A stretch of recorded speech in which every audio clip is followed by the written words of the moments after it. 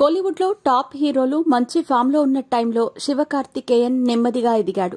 బుల్లితెరపై anchoring చేసుకుంటూ, hosting చేసుకుంటూ మెల్లిగా హీరోగా కెరీర్ స్టార్ట్ చేశాడు. కామెడీ, ఎంటర్టైన్మెంట్ ను తన బలంగా మార్చుకున్నాడు. మినిమం గ్యారంటీ నవ్విస్తాడు, డాన్సులు వేస్తాడు, యాక్టింగ్ చేస్తాడు అనిపించుకుంటూ చిన్నగా హిట్లు కూడా కొట్టడం మొదలుపెట్టాడు.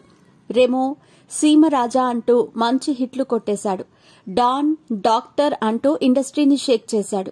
ఇక ఇప్పుడు అమరన్ అంటూ బ్లాక్ బస్టర్ హిట్ కొట్టిన సంగతి తెలిసిందే. విక్రమ్, సూర్య, కార్తీ వంటి వారు కూడా చూడని కలెక్షన్లను చూపించాడు.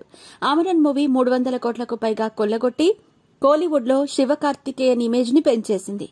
అయితే తాజాగా శివ బిజీగా గడుపుతున్న లైఫ్ లో చిన్న బ్రేక్ తీసుకుని ఎంజాయ్ చేయాలి అనుకుంటున్నారా? అయితే వెంటనే ఆర్వీ వెకేషన్స్ ప్రైవేట్ లిమిటెడ్ ని సంప్రదించండి. మరిన్ని డీటెయిల్స్ కోసం సంప్రదించండి 7997979960.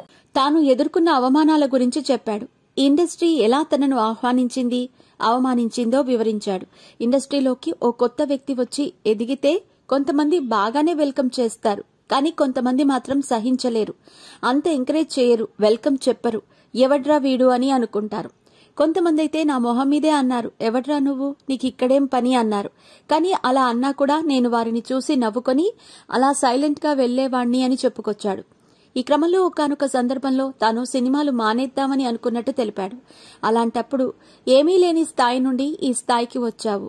అజిత్, విక్రమ్ లాంటి వారు బ్యాక్గ్రౌండ్ లేకుండానే ఎదిగారు అంటూ తన భార్య మోటివేట్ చేయటంతో ఆ నిర్ణయాన్ని మార్చుకున్నానని తెలిపారు.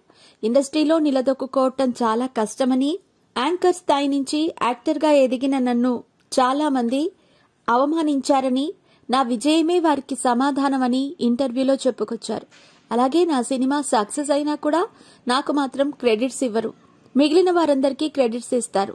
ఫెయిల్ అయితే మాత్రమే ఓ గ్రూప్ గా అందరూ నన్ను టార్గెట్ చేస్తారు అంటూ శివకార్తికేయన్ చెప్పిన మాటలు ఇప్పుడు వైరల్ అవుతున్నాయి.